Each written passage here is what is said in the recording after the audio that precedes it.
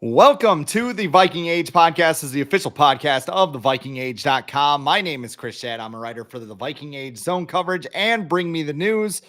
And we do this every Monday with a late week episode right here on the Viking Age YouTube channel. And we're in podcast form on Apple and Spotify the very next day. But however you consume us, make sure you rate, comment, like, and subscribe so you never miss a new episode and we can spread the word to the masses. Today's guest, you can see him on the screen. He's had his boots on the ground covering the Vikings beat since 2016. He writes for Purple Insider and hosts the Purple Insider podcast. You can find some of his work over at Bring Me the News. His name is Matthew Coller. Matthew, what's going on, man? Chris, you have at least 3 or 4 other places that you write, I'm sure. You're going to need to cut down that intro with listing all of your jobs. I know. I'm everywhere. I mean, some people, they can just cover one sport. Me, I got South Dakota State football, which just won their second straight national title. We got South Dakota State men's and women's basketball. We got the Vikings. We got the Twins. We got the Wild. The South Dakota, they do win championships here. I did see what that is like. But as far as most of the Minnesota teams I write about, mediocrity is a thing. We like our mediocre sports teams, right? Yeah, I was going to say, you're going to have to tell me about it because since I've been here in town, the only team to raise a trophy was the Minnesota Lynx. And then, unfortunately, I only caught the tail end of the dynasty since moving here. So I saw the championship and then Maya Moore retired, and it hasn't been quite the same since. Sort of a tale as old as time for Minnesota sports teams, having a great player leave before you expect them to, and then not being as successful as you thought they were going to be. So it does happen a lot here. And the Lynx are a little bit of a misnomer too, because they are willing to tear things down and rebuild. Maya Moore retires, Lindsay Whalen retires, Sylvia Fowles retires, and then they go through the draft and they get high draft picks and they take those players and they develop them. I don't know. Maybe a team could learn from that strategy. You know of anyone? All of them. They all. Well, I will say Royce Lewis was the number 1 overall pick, so yes. We do have to give him that for the Twins. Weird, he's really talented. I'm shocked, but you are right about the Lynx that they had a sort of a rebuilding last couple of years, picking Diamond Miller number 2. And again, not shockingly, very talented. And then this year, they probably got too much out of Diamond Miller and Nafisa Collier, another player that they drafted pretty high and developed into a star, and just missed out on the next draft, which is potentially going to have Caitlin Clark and Paige Becker. So in a way, their previous drafting was too good, and they drafted themselves out of the potential draft here. So anyway, it is a theme among Minnesota sports teams of always kind of scratching and clawing, always feeling like you're just that close. And then, hey, we got to give the Timberwolves their credit too. Their 2 biggest stars were drafted, let's see, number 1 and number 1, also number 1. So that seems to finally be coming along. It doesn't always work, and the Timberwolves can show you that. But when we look around, even in these playoffs, the Houston Texans turned around pretty quickly. The Detroit Lions turned around pretty quickly. And I don't think there was ever an argument for the Vikings to try to win 2 games as long as they had Justin Jefferson. But there's an understanding, I think, among people who really study the game that it's about everything's about timelines, right? That you are either like right there in a situation where you try to go full Rams, as Kwesi Adofo-Mensah once said, and you put all your assets into trying to win that year because it's in your Super Bowl window, and you screw up your salary cap for the future because who cares, right? You're trying to win right now. You got the team to win right now, and it's hard to win.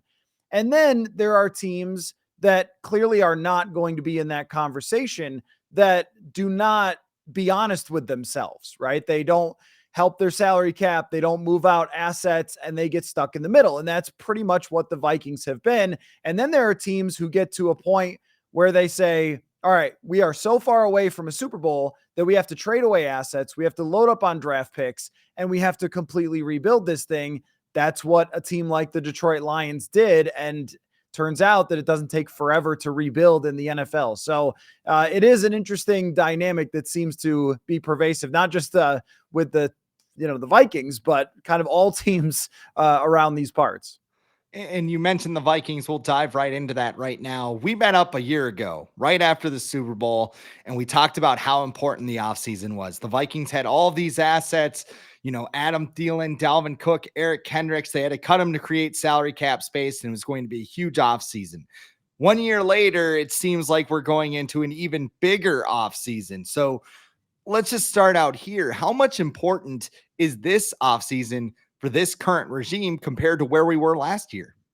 Yeah, and I think what we were just talking about, the Vikings do deserve a lot of credit for what they did last offseason. And if you look at how those players performed, were you a Eric Kendricks away from the Super Bowl? Were you a Delvin Tomlinson signing away from the Super Bowl? Like, probably not, right? I mean, if they had kept everybody and messed up their salary cap for years to come, and Kirk Cousins pops his Achilles, like, how much different is this year? Maybe a couple wins potentially, but I'm not even entirely sure about that. And so that's the risk you take when you do that. When you go all in, is if your quarterback gets hurt, you're in a lot of trouble. So they understood last offseason that overpaying those players to stick around, older guys who are not in their prime anymore, where injuries would be a risk, declining play like we saw from Dalvin Cook would be a major risk, and took a 13-win team largely apart with a lot of the players that had shaped that team. And I think that, we sort of saw it happen in a trickle rather than a splash. So it was like, first it was this guy, then a few weeks later it's that guy, and then it got to OTAs and it was Dalvin Cook, and that kind of completed it. But it was a very bold approach. I can't think of too many teams that win 13 games and then remove a lot of the key pieces of the 13-win team. But then again, when you look at how all those guys played, it's really hard to make an argument that they would have made this team wildly different than the players who replaced them.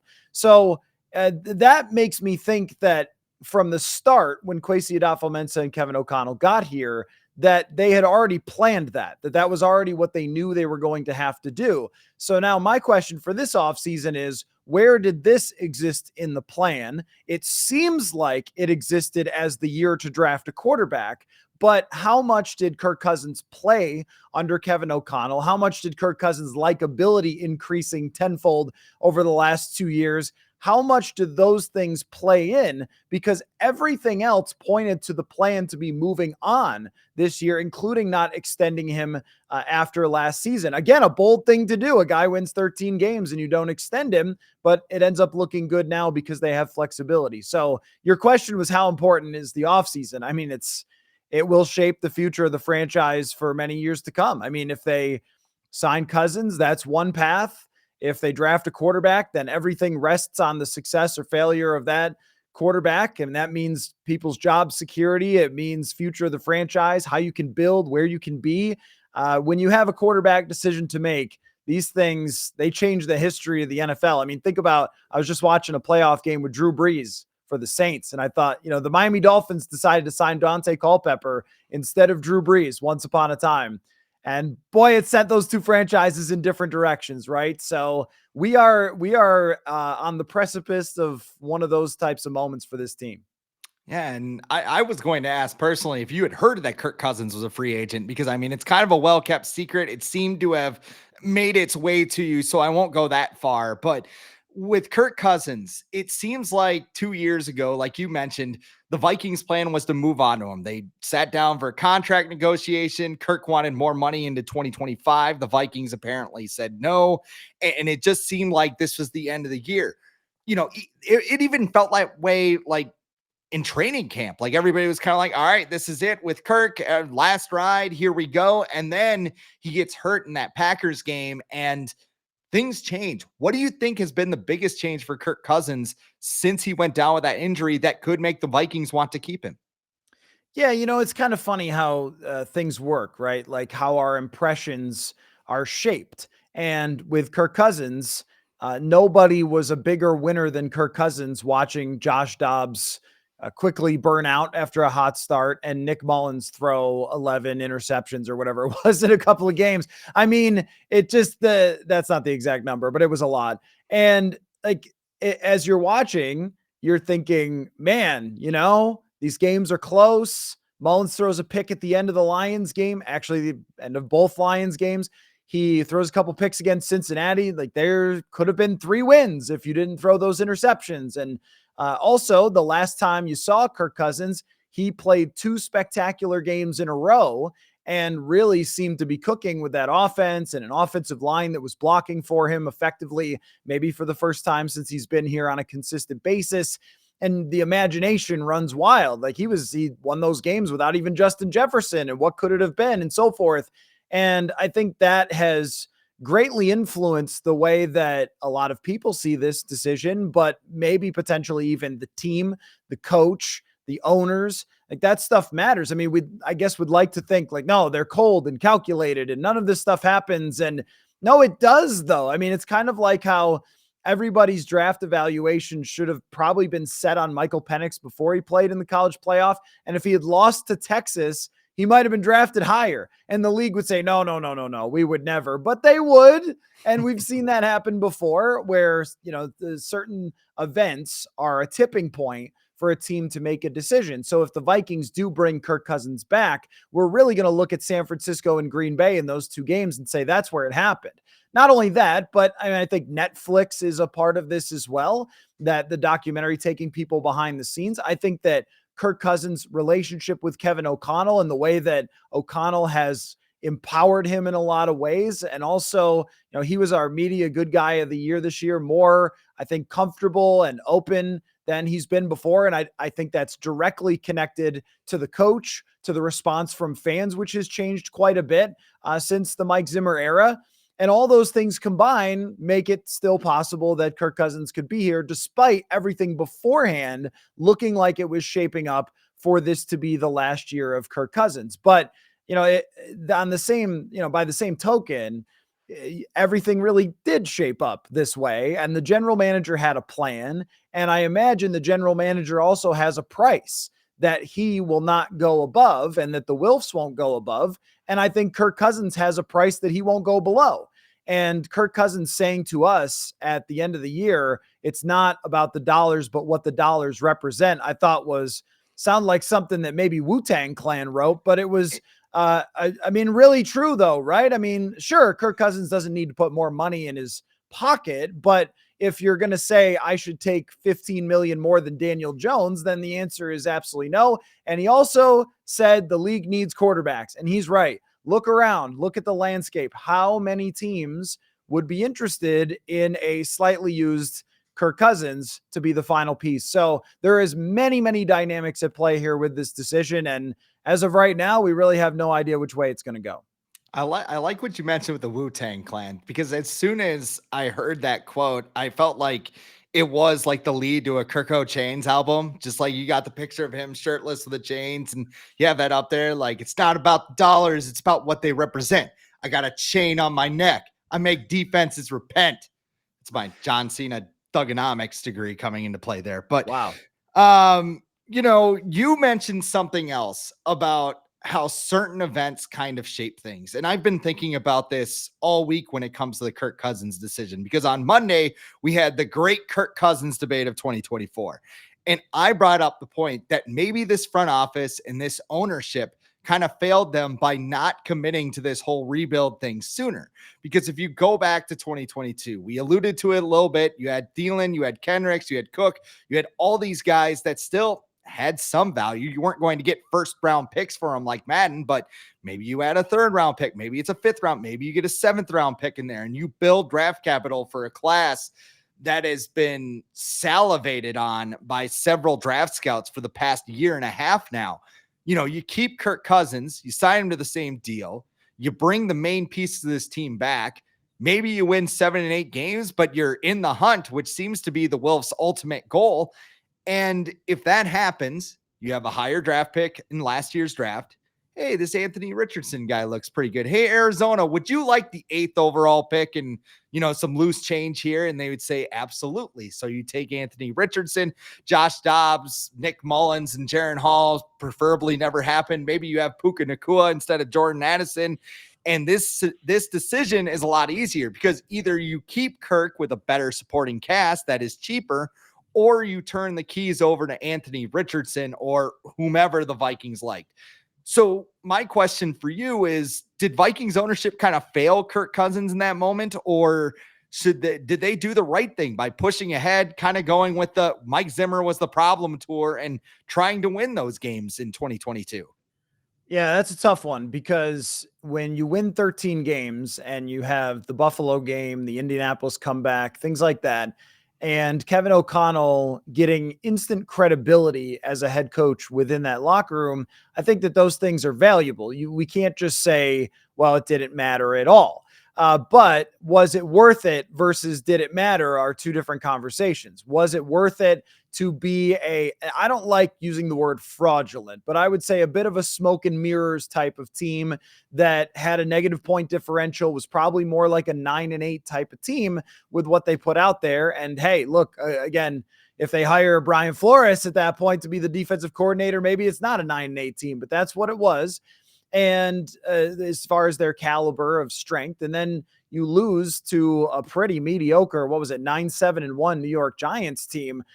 It had a lot of fun memories along the way, but it was not worth it. And had they arrived and rebuilt, and like you're saying, rebuilt doesn't have to be tank. I like to call it living in the reality that you couldn't really compete for a Super Bowl with the roster that you had. And a lot of things had to go right to even be where they were. So, if they had rebuilt at that point, considering the division, they might have still won the division. But I also think about the Carolina Panthers. They end up with the number 1 overall pick. They traded up from number 9.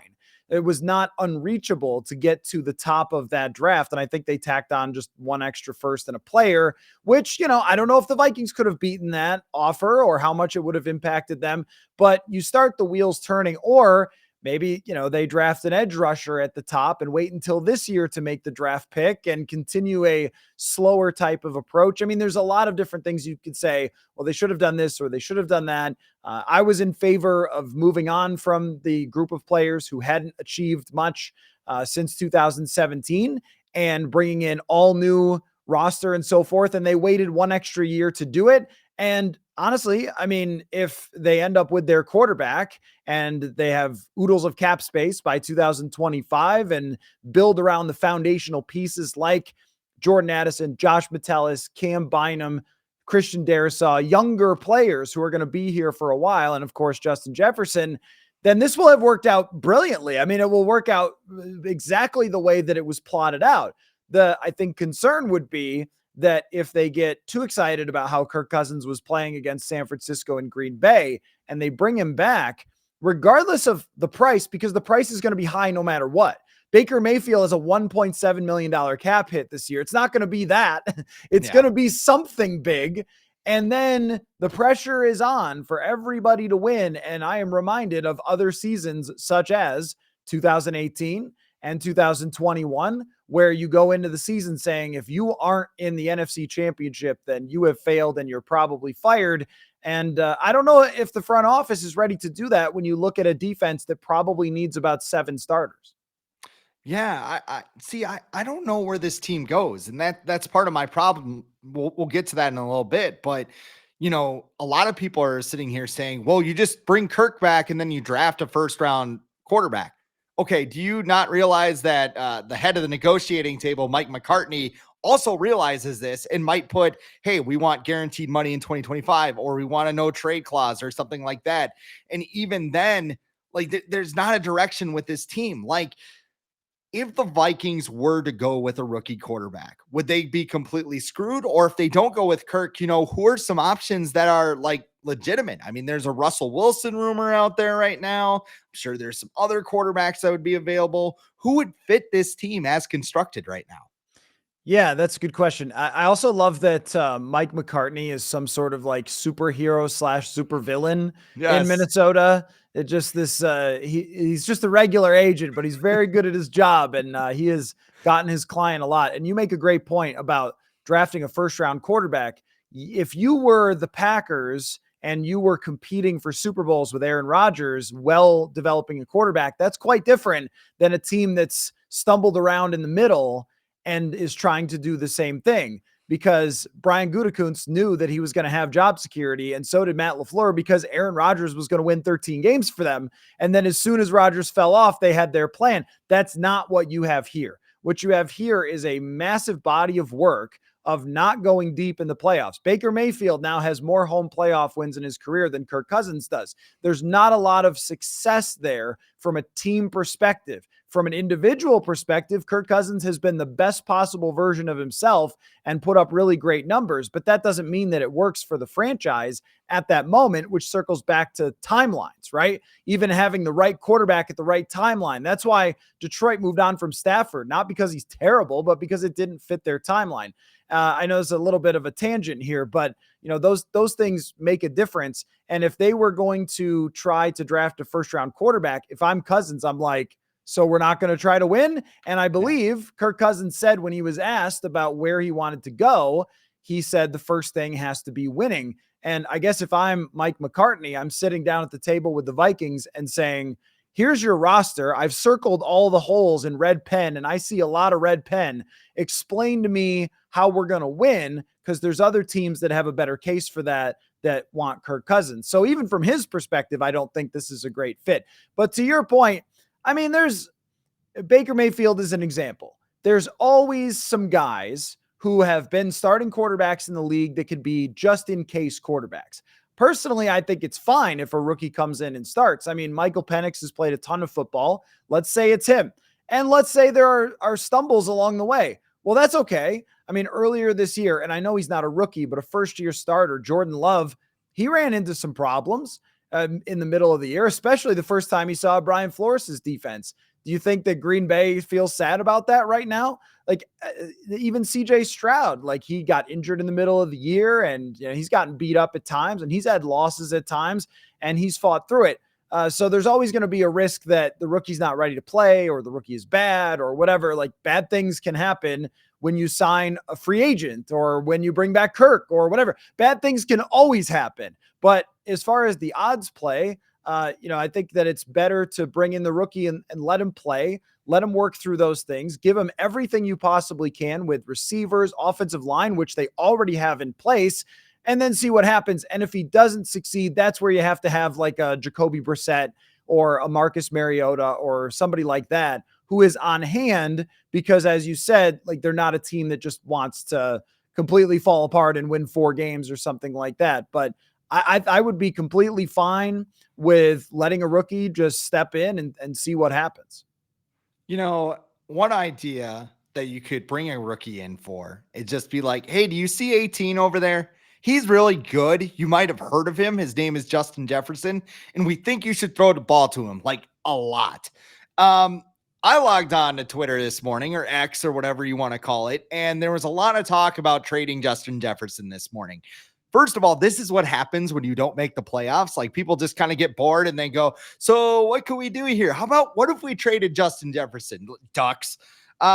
He's going to want a crazy amount of money, maybe become the highest paid non-quarterback in the NFL right now.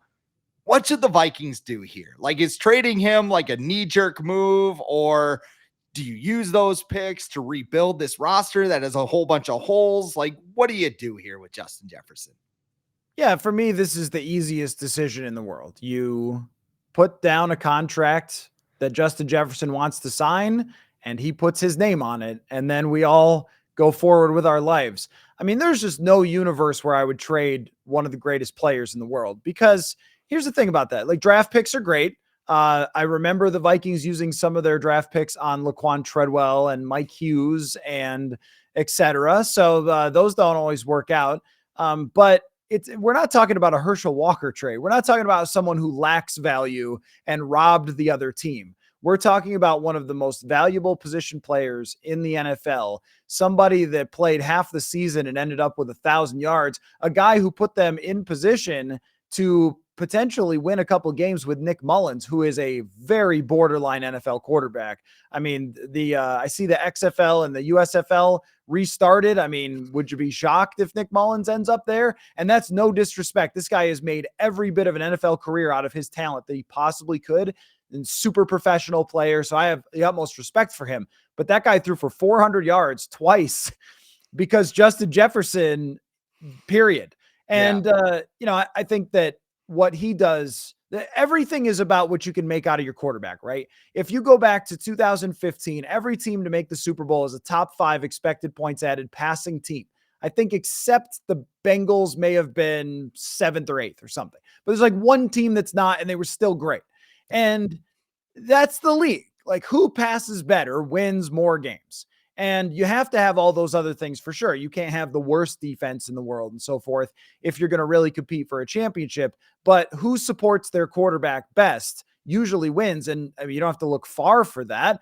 People are downgrading Brock Purdy's ability because he's got so much good stuff around him. Please give me the team and the quarterback where people say he's overrated because he has too much around him. I'll take that all day long. Thank you. That would be wonderful, actually, because then you've reached the point where your supporting cast doesn't even need perfect quarterback play in order to be a Super Bowl contender. We saw that from Philadelphia last year with them trading for A.J. Brown. We saw it from Miami. They had a disappointing end, but they led the league in passing, and I'm sure that there's no coincidence with Tyreek Hill and Tua playing much better, right? So for me, it's everything in the game is how much can you build around the quarterback, and then you can figure out the defensive side. Now, that doesn't mean that you can have a mediocre defense, in my opinion. I think you got to have a really good one, but it's, I think, easier to find that than it is the best player at his position in the league. And just look at Super Bowl teams. Look at all the Super Bowl teams. You know what you're going to see? All pros, Hall of Famers, greats. You don't need just guys. You need greats. Aaron Donald wins the Super Bowl. Jerry Rice wins the Super Bowl. Like that. This is the type of player that wins the Super Bowl. I'm not that worried about the cap hit unless they bring back Kirk, and then you've got a huge quarterback hit and then everything else as well. Yeah, if they do bring back Kirk, like what do you think happens? Because you got Justin Jefferson, he needs a new deal. Danielle Hunter needs a new deal. The free agent pool, I wrote down a couple of names: Dalton Reisner, Jordan Hicks, KJ Osborne, the best third tight end in the world, Johnny Munt, also free agents. And then you have Harrison Smith as well, who's got a $14 million cap hit, which, by the way, you did write a huge article on Harrison Smith for Purple Insider that I recommend everybody check out. But, in this group, like if they bring Kirk Cousins back, how much do you think goes out the window? And then you got even more holes. You know what I'm saying? It's not impossible to find cap space to be able to compete for free agents and so forth. The issue is that they have signed players who've actually been good signings for them around Kirk in this similar situation, like Delvin Tomlinson. Zadarius Smith was very good. Patrick Peterson was very good.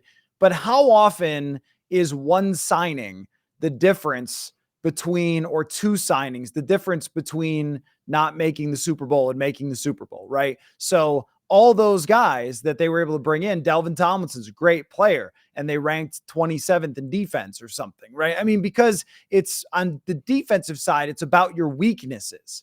And their weakness was scheme, but let's not pretend it was all scheme. They couldn't rush the passer from the inside. Their nickel corner was an abomination. They really struggled in other areas than just like Ed Donatel. And part of it is because they didn't have a truly great defensive roster. And they should have been better. There's no question they should have been better. He deserved to be fired. I just mean that the difference was probably, maybe 18th versus 27th. As opposed to, they were playing Cam Dantzler, who was getting smoked all the time. The corners were a real mess still outside of Patrick Peterson. It was not a Super Bowl caliber defense.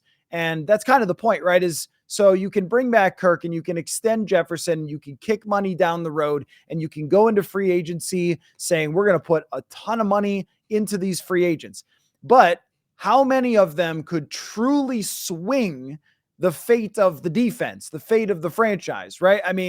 Okay, so like even if you get a top guy, Christian Wilkins, like he's great, but now you need like 5 other guys. Yeah. If you look at San Francisco, you look at Kansas City, you look at Baltimore, go through everything they have. It's every level that they have good players, and then usually depth as well. And that's just that part of it. You mentioned that they don't have a wide receiver 3 or 4. That matters. They don't have a left guard. That matters. They don't have a solid running situation. That matters.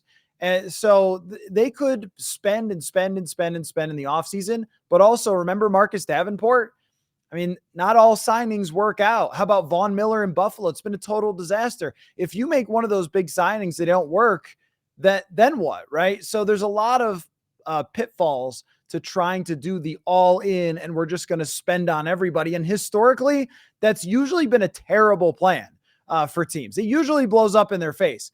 Now, it worked for the Rams to make some of those trades and to get Jalen Ramsey and so forth. But they were, I think, much closer with their complete roster and also had to trade for some of those players as well. So kind of good luck that you could just trade for the best corner in the game at the time and Von Miller for them, and also Odell Beckham. So acquire him as well. That's unusual. But even then, that team was so much closer than this team is right now, in my opinion. So yeah, I mean, if they sign Jefferson and they bring back Cousins, that's what they're going to have to do. I just think that model is very, very tricky, and there's no room for error. If you draft a quarterback and you've got more and more cap space and so forth, you've got more room for error to make a mistake. But if you don't, then you better hit on every free agent signing that you do. Yeah, and that kind of brings me to my last point here, which is I'm thinking about the offseason, and I was listening to a couple friends of the show, Jesse Pierce and Kirsten Kroll. They do a great job with the Bar Down Beauties podcast talking about the Minnesota Wild. And one of the exercises that they did to ring in the new year was to create a vision board. And if you don't know what that is, it's a board that has words, images, and phrases, and they're all supposed to motivate you to go in some certain direction over the year. So I'm thinking about the Vikings, and maybe there's all sorts of things on this board. Maybe there's a picture of Kirk O'Chains with that quote we were talking about earlier. There's a Creed lyric up in the other corner. Maybe there's an angry picture of Mike Zimmer with like devil horns coming out of his ears and like blacked out teeth or something. You know, what do you think is the biggest word or phrase that would be on Kwesi Adofo-Mensah's vision board heading into the offseason? That's a good one. So, by the way, a fun little stat that Kirk Cousins' quarterback rating under Mike Zimmer is like 7 points higher than it was under Kevin O'Connell. Oh, Kind of funny. Zimmer's the bad guy. Zimmer's the bad guy. Remember, don't forget that. Which is true, but Gary Kubiak and Kevin Stefanski, who might be a 2-time coach of the year, were not bad guys. Yeah. So to your point, what is the what's on Kwesi Adofo-Mensah? What is this called? A vision board? The vision board. Apparently, yeah. I saw the picture and I was kind of like, well, that's interesting. And then I started thinking of the Vikings because I don't know what their vision is. Yeah, I really don't. So do I have to do this in a bikini like Jesse Pierce does some of her content that I see? Yeah, a little too cold for that. We'll save that for another episode, but go ahead. I think you'd prefer me in my Wolves hoodie than the bikini anyway. So, but Jesse does great stuff. I for me, it has to be something like there's a funny bit that I like to reference on the show from the Conan O'Brien show, because I was in college when Conan was great and he was on like late night, and they used to do this bit that was called the year 2000, and they would talk, it was already after 2000, but they would talk about like in the future in the year 2000, and it would, for me, it would just be a picture of that, because it's got to be about the future. It just has to be. When you look at the NFC North, the Packers have their quarterback. I know Vikings fans are dealing with a lot of coping, but the guy was second in the NFL in touchdown passes and did that in the playoffs. That's just, let's be real. That's going to be a problem. And the Lions aren't going anywhere. All their stars are young. They can even get better. Talk about if you're a free agent and you're getting the same money from Detroit, who has more cap space projected than the Vikings right now. If you're going to sign there after what you saw from Ford Field, or are you going to sign in Minnesota? How about Chicago? They're going to draft number 1. Guess what? They've got lots of cap space. I mean, it's not just that it hasn't worked. It's also the things are different, because when they decided, we have to keep in mind, when they decided to go run it back, there were 2 teams in the division tanking, and Aaron Rodgers was very unhappy. Right. I mean, that was different than it is now. The division was terrible when they ran it back. I think it was defensible. I would not have done it, but it was defensible. Similar to like signing Cousins. It was defensible in 2018. I don't think it is now. How are you supposed to be better than teams that are farther along that took steps back? Even Green Bay took a significant step back, moving on from Devontae Adams, moving on from some of their older players. And maybe you've heard it mentioned on every broadcast, they're the youngest team in the league. Like, well, that's not going anywhere. So you have to adjust accordingly with also who's in your conference, who's in your division. So I would say it's got to be some sort of picture of the future, maybe flying cars or whatever. And the crazy thing is that, I guess I would just say for people to keep in mind, because I know there's always Vikings fans who are like, well, I don't want to lose. I guess I would ask what you've been doing since the 70s, but that's a different story. Think about where Detroit was. Detroit is a good example. Think about where they were, as low as you can be, and even started off last season 1-6. What's their record since then? Rebuilding in the NFL does not have to take that long. And if you pick the right quarterback, you go into 2025 really looking for big game hunting and free agency. And, I think that's the way they have to go. And they also, they've got to hit on draft picks as well. This is another part of this formula. If they had the next wave of guys, if they had the next Danielle Hunter coming, if they had the next Xavier Rhodes, Everson Griffin, maybe they have Eric Kendricks, but he was paired with Anthony Barr, so that, Hicks is a free agent. If they had the next Linval Joseph, that's a lot of players that you have to replace to get to that caliber, and they don't have them on the roster now.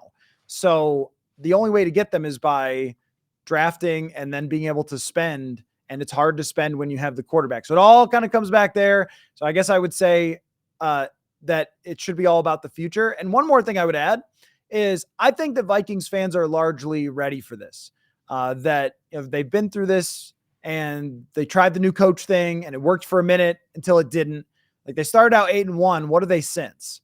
Right? There's been a lot of losing since that 8-1 start. So it was magical for a minute, but it hasn't really been since then.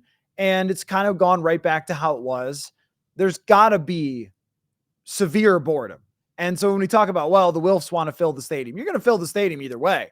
But I don't think there's anything more exciting than drafting a new quarterback and thinking about what can be.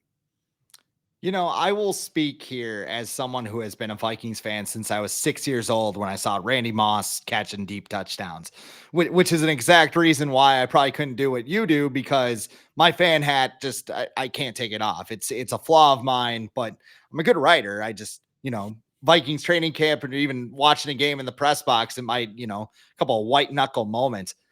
Everything with this team has to be difficult. Like, the games have to be decided by one score.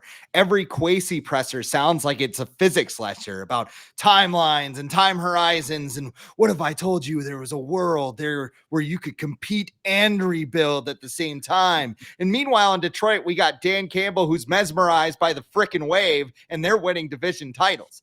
Like, this team needs to pick a vision, a direction, something. Even if they bring back Kirk Cousins, they do what the Saints did, where they just shoveled a whole bunch of money down the road and just loaded up the roster saying, we're going to jump in the casket with Kirk Cousins and see how far it can take us. That is what I want out of this offseason. This team, and Kwesi mentioned this a little bit, they need to find a way to build a roster that can handle adversity and not be fazed by it. This team needs an easy button. If you remember those commercials, the Staples thing where you just hit the easy button, things go off. Like, the Vikings haven't had one since 2017, where they could just go defense. Yep. Offense isn't going well. We're going to hit the defense. 1998, Randy Moss, easy button. The Vikings have one with Justin Jefferson, but they have nothing around it to support that. And if you're going to go ahead and you're going to pay Kirk Cousins $30 million or 40, it's probably going to be closer to 40 million, because why wouldn't he take 40 million after all the things that have happened? You need to find a way to get that easy button. Like you said, the division's getting better. Like, the whole landscape of the NFC North has changed so much since they took over. And that's why I was thinking, you mentioned two tanking teams and Aaron Rodgers. Peel the Band-Aid off there. I mean, everybody would shed tears over Adam Thielen, Dalvin Cook, and all those guys. But I mean, hell, you still probably could have won the division. You could have made the playoffs, and maybe you're still like an upper echelon team. Instead, this feels like the same spot we're in 2 years ago, just spinning our wheels in the snow, so to speak. And the rest of the division's like cruising down the freaking Autobahn right now. It's maddening. So if there's one thing I want out of this offseason, I want the Vikings to pick a direction. Are you going to rebuild, or are you going to hit the gas and try and, compete? Yeah, I mean, that's a heck of a rant there. Jump in the casket with Kirk Cousins is another bar, I would say. That was good. Well, that's the way I look at it as well, because you either, and remember, Kwesi Adofo-Mensah said, you don't go full Rams. You're in a position where you either go full Rams without Aaron Donald, which is a big deal when you're talking about going all in. It's not just a guy, it's the greatest defensive player of a generation at the end of his peak. So it's a little different than just, hey, we got Ivan Pace Jr. No disrespect, but he's not Aaron Donald. So you're, in my mind, in a position where that is way more risky. And hey, the Saints are a great example. Kirk Cousins is not playing for 5 more years. He's probably playing for like 2 more years. And if you have Drew Brees or Tom Brady, like the Bucs, and you want to go completely nuts with your salary cap and everything else and just push all in down the road, it will absolutely hurt you. It hurt you once before. You've already seen it. That's the thing about Kirk Cousins is no matter what happens, you've already seen it. You've already seen it before. We've already seen it. Well, we can mess with the cap. Great. And guess what's going to happen? Then eventually you'll get to the end of that road and go, we're all going to get fired. Because if you don't win in 2018 and 19, you run into 20 and 21 where there's no cap space and you're just flailing at Michael Pierce and hoping it works. And Schad Breeland, these are your signings, hoping that it works. And you know what? There's 31 other teams that all are drafting players and all are signing free agents and everything else. Sometimes we live so much in our own world that you don't realize like other teams have stuff too. Other teams have quarterbacks. Some of them can run for a 52-yard touchdown. Some of them can throw off balance back foot into a tight window 40 yards down the field. Those are the quarterbacks you have to beat. And guess what? Other teams have great receivers. Chicago thinks DJ Moore is the best receiver in the league. And Puka Nacua just broke some Jefferson numbers as a rookie. You're not special. You're not the only one who has this stuff. So I don't know why sometimes the Vikings feel like, oh, well, we were that close. You know how many other teams think that? Probably 25. So, and some teams actually are and some teams aren't. And I think that there's just so much history that would suggest that moving on from this type of situation and going a new direction, I mean, we could go down the list of teams that are remaining. Buffalo is a great example. Look where they were with Tyrod Taylor at the end of Rex Ryan. Mediocre. And Sean McDermott comes in, they're mediocre. And people can say, well, Kirk is better than Tyrod Taylor. And you could say that. But if you go back and look at Tyrod's last year, he is a top 10 PFF quarterback because the running is different, obviously, a different element of it. Top 10 PFF quarterback they moved on from rather than paying to draft Josh Allen. Lamar Jackson got here because they moved on from Joe Flacco. I mean, there's just, it goes on. The list goes on. So I think there's way more to suggest that direction works versus the direction of bringing back the quarterback who's kind of done the same thing. And somebody put it really well to me the other day. They said the best possible outcome for bringing back Kirk would be like Phillip Rivers in Indianapolis. And I think most people would be like, yeah, he did play for Indianapolis, didn't he? And that's the point. He was fine. He was good. Yeah. And they were eliminated in the first round by a real competing team. And that was that. Have you seen the video online where it's like a whole bunch of like old athletes and like random? So like there's Shaq in his Celtics jersey. There's Hakeem Olajuwon in the Toronto Raptors. John, I don't think he's in the video, but like Joe Namath finished his career with the Chargers, or was that Unitas? Rams, I think. The Rams, yeah. Like he's just sitting there sad on the sideline. Like that is basically it. And I mean, yeah, Kirk's a great guy. Like we've learned that the last 2 years. We saw the quarterback. We saw everything that has transpired. But I also bring up this point. Kirk Cousins tears his Achilles in Chicago. Are you begging to bring him back? Like that's what I was saying, like about the perception and the feeling in general. And was it his fault that they were 4-4 at that point when he got hurt? It never is. But like they were 4-4. That was the reality. And how is this team crazy better than they were last year? And yeah, okay, maybe they fumble less, but maybe more people get hurt, or maybe whatever. Like, you can't control luck from year to year, but why are we riding on luck? I mean, that's the thing, right? What you mentioned it. Why you play one score games all the time? It's sort of become this meme, like, oh, here we go again. This is fun. This is hilarious. One score game. Like, right. Good teams blow people out, though. They don't always blow people out, but they usually, I looked at this a couple years ago, so it may have changed a tiny bit, but normally teams that make the Super Bowl outscore their opponents in the regular season by 100 points or more, and sometimes as much as like 200 points. They usually don't hover around plus 10 or -8, or play every game within this very thin margin, because that leaves it up. And, think about this. As far as the luck goes, this was an incredibly unlucky year for the Vikings. They also were one of the least penalized teams in the league. So if next year the refs decide, oh, well, it's their year to get flagged a lot more, right? And you're leaving it up to the fumbles, you're leading it up to the injuries, you're leaving it up to the refs, you're leaving it up to whatever else. And then at the end of the day, when you get to the playoffs and you look across at the other team, and they have a better defense that's been stacked up for years. They have a playmaking quarterback that they drafted and built around and is on his rookie quarterback. And then you go, are we as good as them? How often is that going to be the case? I mean, if you look at what San Francisco is right now and Baltimore, I don't know if they'll win the Super Bowl, but it's the gold standard of a roster to me. Complete, no weaknesses, freaks everywhere, great coaching, everything. If you're short of that, then you got to aim for that, and only that.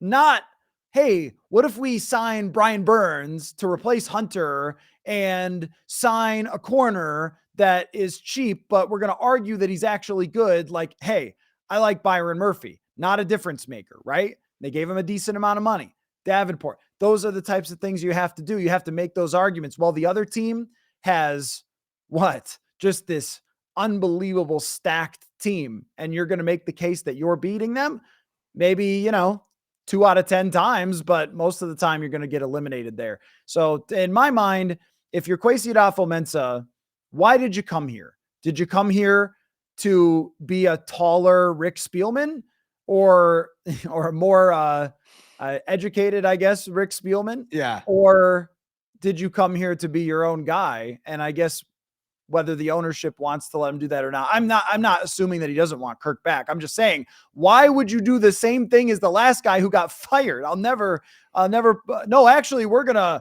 mess with the salary cap and sign free agents. Like, no, try again. That's been tried. So as you can see, there's going to be plenty of things going on this offseason, and you'll be covering them all at Purple Insider. What's going on at Purple Insider and with the podcast right now? Well, a lot of the same thing we're doing right here. A lot of discussion about this quarterback situation. And, I'm going to have a few other fun projects. I'm working on articles right now, Future of the Vikings, where I look at every player on the roster. So I'm going to make that a video series as well, and kind of break down what happened to some certain players. Lewis Cine, Andrew Booth Jr., Brian Asamoah, like what happened to these guys and why they haven't succeeded so far, and if they can in the future, stuff like that. But, Chris, you and I both are very used to making this content as we sit and watch other teams in the playoffs. So maybe they can change that in the future. And where can people follow you on social media so they never miss any of that content? That's risky. I would say follow the Purple Insider Twitter account. My usual account tends to get people upset sometimes, but it is what it is. So thank you, Matthew, for coming on. But that's all the time we got for the Viking Age podcast today. We do this every Monday with a late week episode right here on the Viking Age YouTube channel. And we're on podcast form on Apple and Spotify the very next day. But however you consume us, make sure you rate, comment, like, and subscribe so you never miss a new episode. We can spread the word to the masses. For Matthew Coller, I am Chris Schad. This has been the Viking Age podcast.